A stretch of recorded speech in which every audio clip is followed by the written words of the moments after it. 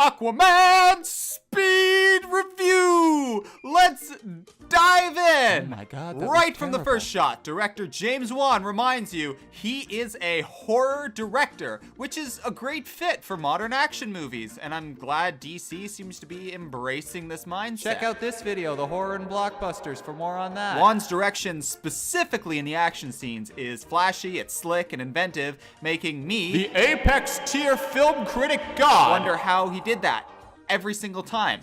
The visuals back this up too, with parts of the movie feeling like Blade Runner, Indiana Jones, and a high-budget horror movie. And speaking of Blade Runner, the composer even stated that he channeled a bit of Vangelis's original score for Aquaman's soundtrack, which is great, although I still can't figure out why they let Pitbull do a cover of Africa by Toto.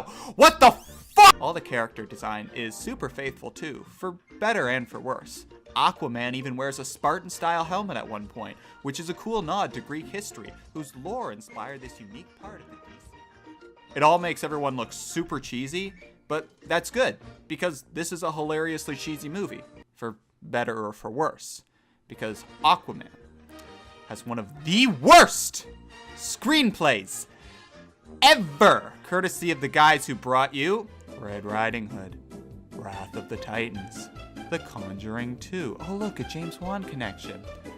As well as Will Beall, who wrote Gangster Squad. And nothing else. Not a single other film. So, the dialogue over-explains everything. The structure and twists, they're all super predictable.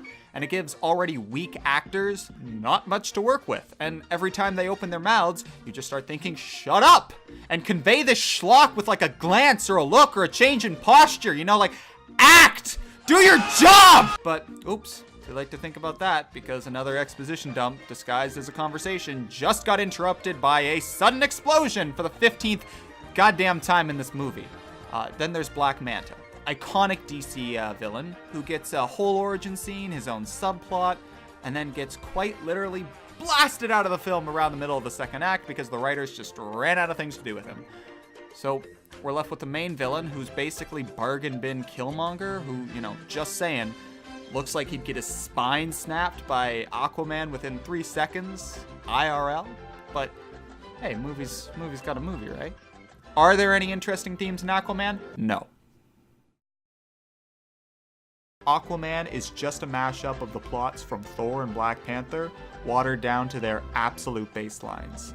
It's cheesy fun, and it's schlock, but I love schlock, so I can respect Aquaman for what it is. These two yin-yang factors basically make it this year's Kong Skull Island, you know, a visually stunning film that I was cringing at all the way through, but like in a good way. Aquaman was great, but don't go in expecting Shakespeare. Aquaman gets a 6 out of 10.